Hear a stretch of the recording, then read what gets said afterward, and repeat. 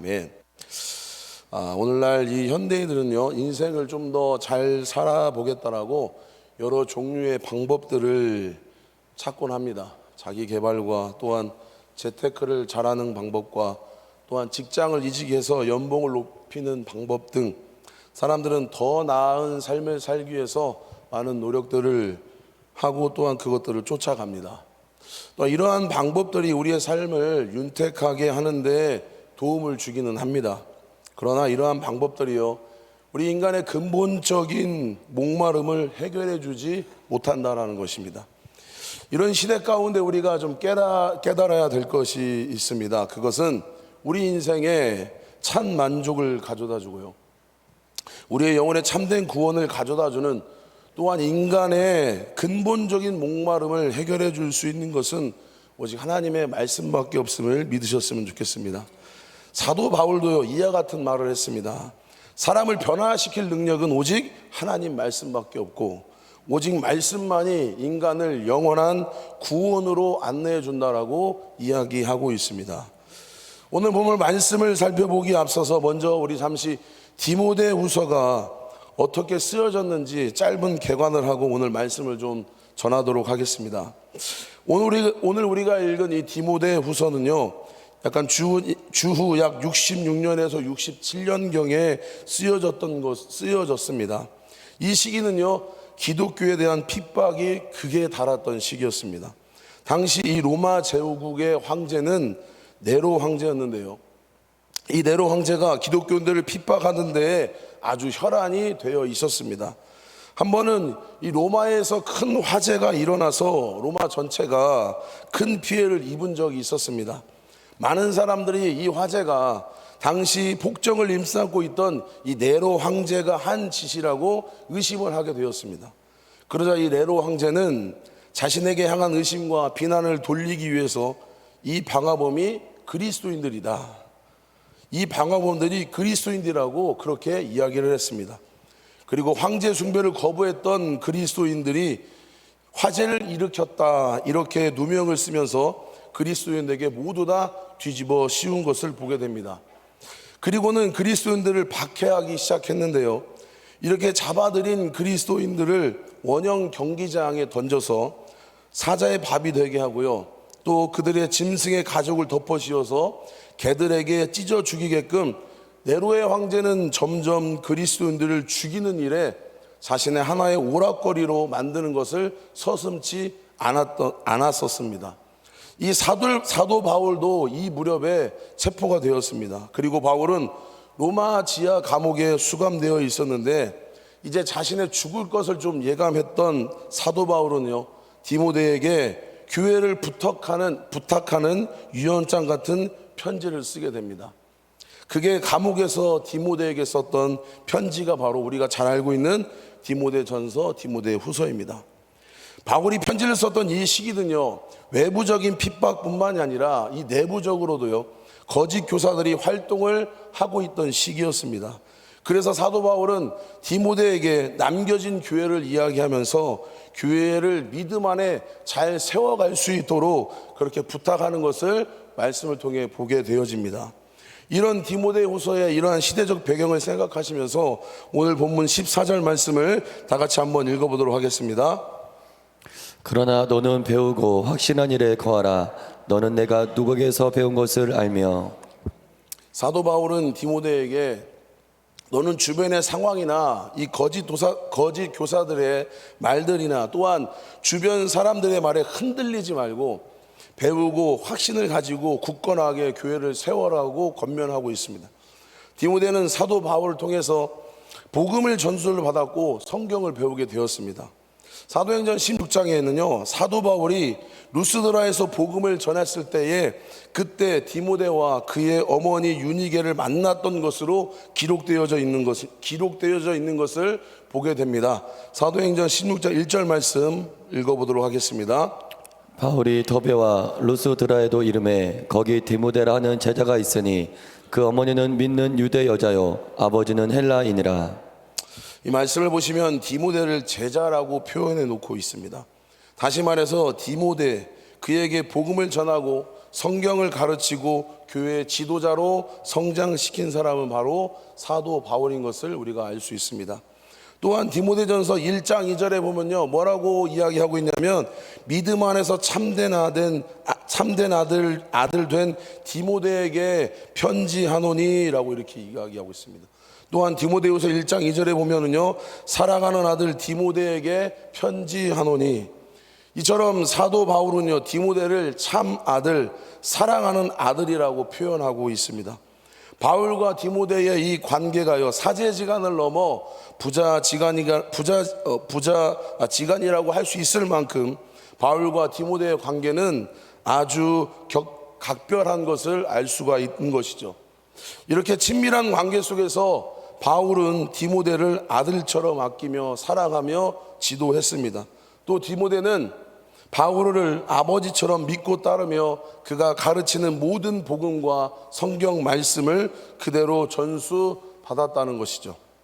그래서 오늘 보면 14절의 말씀을 좀 이렇게 풀어볼 수가 있습니다. 디모데야, 너는 나에게 복음을 듣게 되었고 나에게 성경을 배우지 않았느냐? 그러니 내가 배운 것을 굳게 믿고 흔들리지 말고 말씀을 굳게 지켜나가라, 이렇게 말씀하고 있는 것입니다. 바울이 이렇게까지 이야기한 것은요, 영적인 아들이었던 디모데는요 하나님의 뜻이 무엇인지 깨달아야 할 만큼 절박한 상황 가운데 있었습니다. 예수님을 잘 믿고 무언가 경건하게 살면 모든 일에 축복을 받고 형통할 줄 알았는데 오히려 박해를 받고 있었습니다. 세상에 살기가 너무 힘들어졌습니다. 그런 세상은 너무나 악하고요, 잠깐이라도 정신줄을 놓고 있으면 미혹하려고 속이려고 하는 거짓 선지자들이 너무나 많았다라는 것이죠. 또한 세상은 그렇게 호의적이지 않았습니다. 오히려 핍박을 하고 대적을 하고 시험을 하며 넘어지게 만들었습니다. 이처럼 디모데가 직면했던 이러한 문제들, 겉으로 보이는 이 겉모습에서는 차이가 좀 있을 수 있겠지만 우리도 지금 겪고 있는 문제와 비슷할 수도 있다는 것이죠.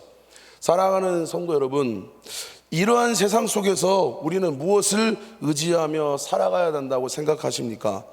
이런 인생 가운데 우리는 어떻게 살아가야 한다고 생각하십니까? 그것은 바로 하나님의 말씀인 성경인 줄 믿으셨으면 좋겠습니다. 우리는 아직 온전하지 않습니다. 그래서 하나님의 말씀이 필요합니다. 우리는 하나님의 도우심이 필요한 것입니다. 그래서 사랑하는 성도 여러분, 말씀을 의지하여 흔들리지 않고 말씀으로 말미암아 이 땅에 온전한 하나님의 자녀로 살아가기를 간절히 소망합니다. 오늘 본문 15절, 사도 바울은 디모데에게 또 어떤 이야기를 합니까? 우리 15절 한번 읽어보도록 하겠습니다. 또 어려서부터 성경을 알았나니 성경은 능히 너로 하여금 그리스도 예수 안에 있는 믿음으로 말미암아 구원에 이르는 지혜가 있게 하느니라. 사도 바울은요, 이 디모데가 어렸을 때부터 성경을 배웠다라고 이렇게 말씀하고 있습니다.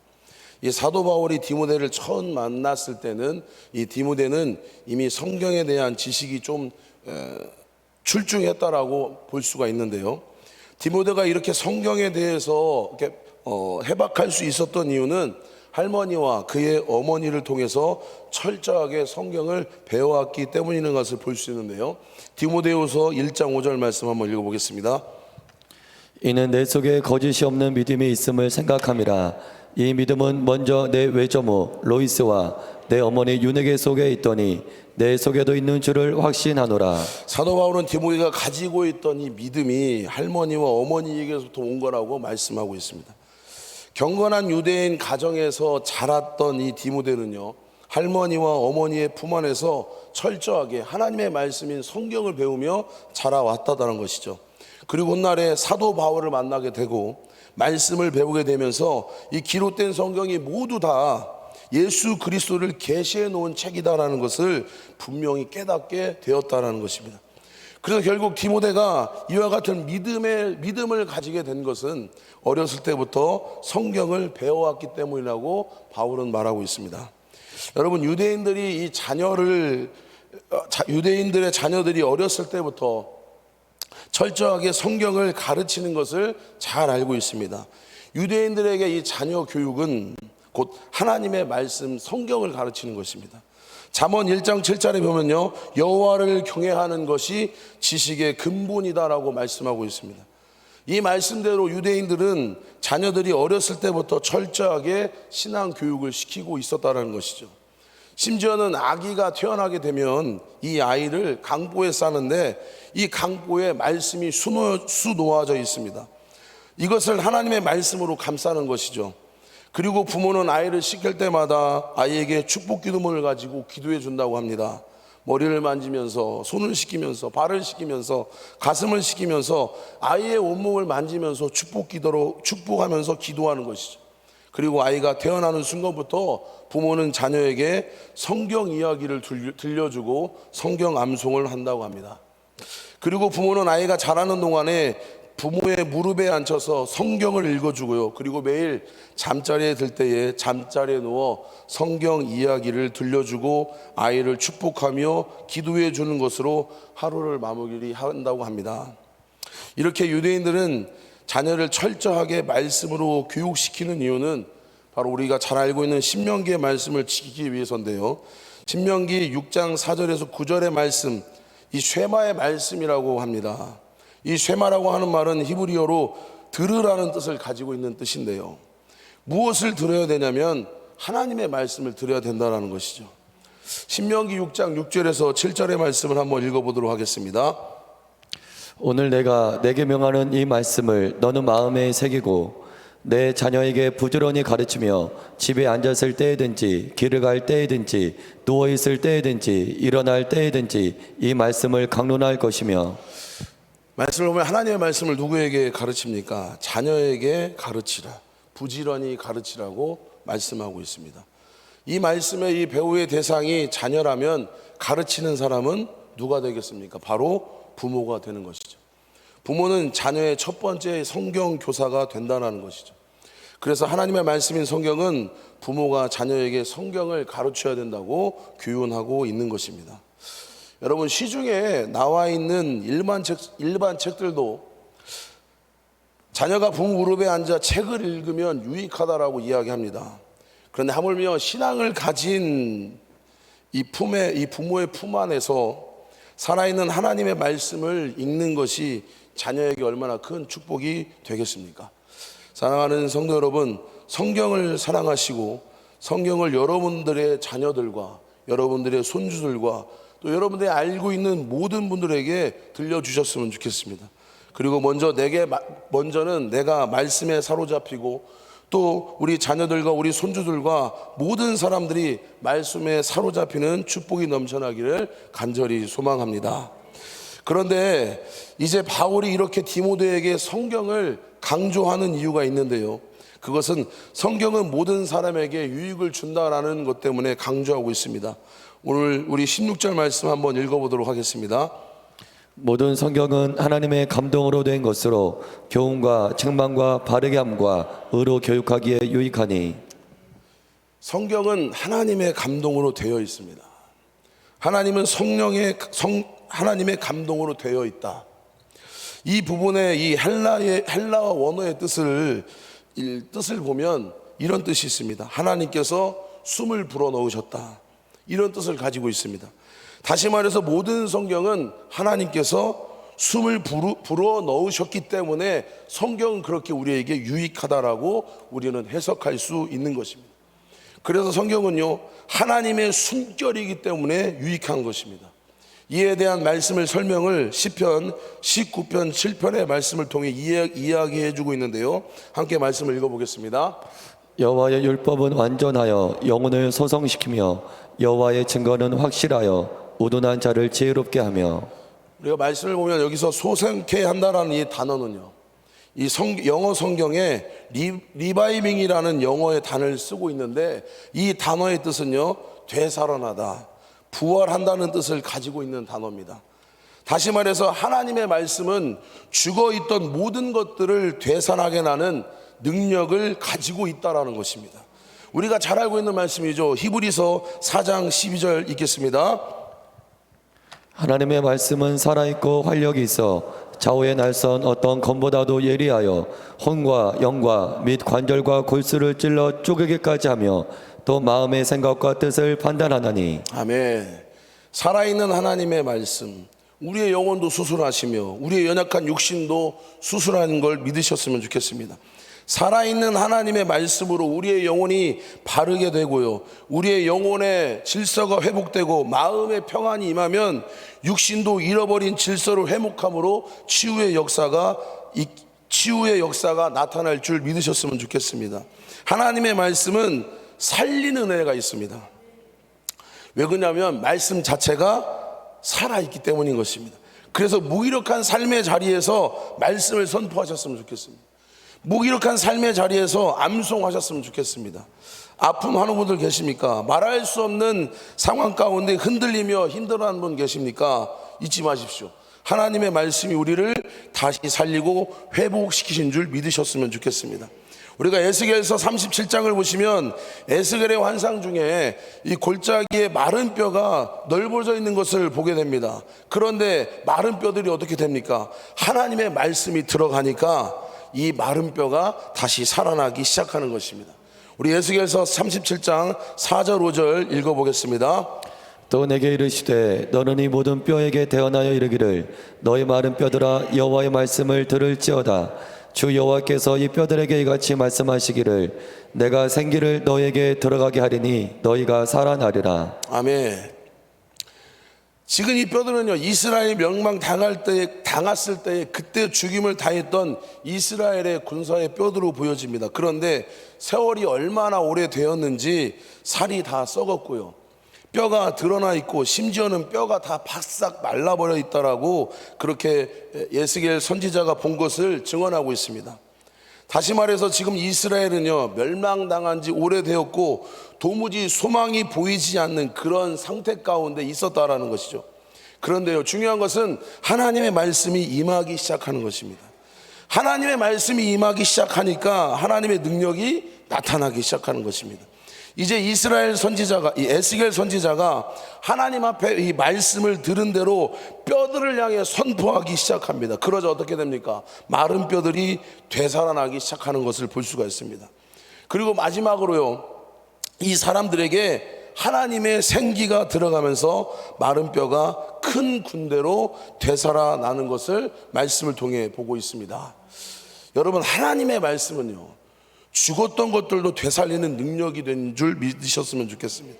하나님의 말씀이 우리에게 유익이 되는 이유는 말씀 자체가 하나님의 숨결이기 때문입니다. 사람이 갑자기 쓰러지게 되면요, 긴급하게 이 심폐소생술을 해야 되고 숨을 불어넣어야 되는 것처럼 하나님의 말씀은 죽어있던 우리의 심령을 되살아나게 하는 하나님의 숨결이 된다는 것입니다. 그래서 성경이 기록된 목적이 바로 여기에 있습니다. 성경이 기록된 목적은 죽어가는 많은 사람들을 살리기 위해 쓰여졌다라는 것입니다. 우리 본문 15절 같이 한번 읽어보겠습니다. 한 주 좀 부탁합니다. 또 어려서부터 성경을 알았나니 성경은 능히 너로 하여금 그리스도 예수 안에 있는 믿음으로 말미암아 구원에 이르는 지혜가 있게 하느니라. 15절 하반절에 구원에 이르는 지혜가 있게 하느니라 라고 말씀하고 있습니다. 성경은 우리로 하여금 구원을 얻게 한다는 거예요. 그렇다면 우리가 성경을 읽는 목적은 무엇일까요? 지식을 많이 채우려고 하는 것이 목적입니까? 아니면 사람들에게 경건해 보이기 위해서 우리는 성경을 읽는 것입니까? 우리가 하나님의 말씀인 성경을 읽는 목적은요, 우리가 구원을 얻기 위해서, 구원에 이르는 지혜를 얻기 위해서 우리는 성경을 읽는다는 것입니다. 좁은 의미로서는 개인이 구원이 될 수 있겠지만 넓은 의미로 보면 가정과 공동체와 온 인류의 구원을 이루는 이 구원의 지혜를 이루기 위해서 하나님의 말씀인 성경을 읽는다는 것입니다. 우리나라는 역사상 가장 풍요로운 시대를 맞이하고 있습니다. 그러나 역사상 가장 많은 사람들이 죽음을 우리는 보게 됩니다. 지금 많은 청소년들이 자살을 하고 있고요, 노령화 사회로 인해 진입하면서 고독사를 당하거나 스스로 목숨을 끊는 사람도 많이 있습니다. 그리고 경제적인 이런 사각지대에 놓여 있는, 또한 경제적인 어려움으로 인해서 스스로 삶을 또 비관하고 또 스스로 목숨을 끊는 이들이 얼마나 많은지 모릅니다. 여러분, 이렇게 물질적으로 풍요로운 시대에 우리가 살고 있지만 정신적으로는 역사상 가장 빈곤한 시대가 지금 우리가 살고 있는 시대라고 볼 수가 있습니다. 우리는 분명히 이 시대가 발전하고 문명이 발전하면 무언가 평화로운 우리가 살기 좋은 낙원을 보게 될 것이라고 믿었지만 실상 우리가 또한 이 사회가 나아가는 방향을 본다고 한다면 공동체성과 인간성은 더욱 파괴되는 쪽으로 진행되어져 가고 있는 것을 우리는 볼 수가 있습니다. 물론 과학이 발전하고요, 사회 제도가 개혁이 되고 보다 나은 교육을 받게 되면 사회가 좀 더 나아지는 부분들이 있기는 할 것입니다. 그러나 사람들이 간과하는 한 가지가 있습니다. 그것은 인간의 뿌리 깊은 죄성을 가진 죄인이라는 사실인 것입니다. 인간의 죄의 문제를 해결해 줄 수 있는 것은 이 세상에서는 아무것도 없습니다. 오직 예수 그리스도만이 죄의 문제를 해결해 주실 수 있는 것입니다. 그래서 성경은요, 우리의 죄를 해결해 주실 수 있는 예수 그리스도에 대해 기록해 놓았으며 오직 성경밖에는 죄의 문제를 해결해 줄 수 없다라고 이야기하고 있는 것입니다. 이 세상을 아무리 좋은 것으로 채워 넣는다 한들 근본적인 이 죄의 문제를 해결하지 않고서는 사람이 바뀌지 않고요, 이 세상은 변할 수가 없다라는 것입니다. 사랑하는 성도 여러분, 사람을 변화시키는 능력, 이 세상을 변화시키는 능력은 오직 하나님의 말씀밖에 없는 줄 믿으셨으면 좋겠습니다. 이제 우리가 말씀 PT를 시작하는데요, 말씀을 가까이 함으로요 우리가 하나님의 숨결을 느끼셨으면 좋겠습니다. 또한 그리하여 하나님의 말씀으로 인해 우리의 신앙과 우리의 삶의 모든 문제들이 회복되고 살아나는 역사가 일어나기를 간절히 소망합니다. 여러분, 성경은 한 사람을 변화시키는 능력이 있을 뿐만 아니라 이 세상을 구원하는 능력이 되는 줄 믿습니다. 성경은요, 살아있는 하나님의 말씀입니다. 성경은요, 하나님의 숨결 그 자체입니다. 어지러운 이 세상 가운데에 하나님의 말씀을 더욱 사랑하시고 이 하나님의 말씀을 굳게 붙드시고 이 세상을 구원하는 일에 우리의 삶을 드릴 수 있는 저와 우리 사랑하는 성도 되기를 간절히 소망합니다. 기도하겠습니다.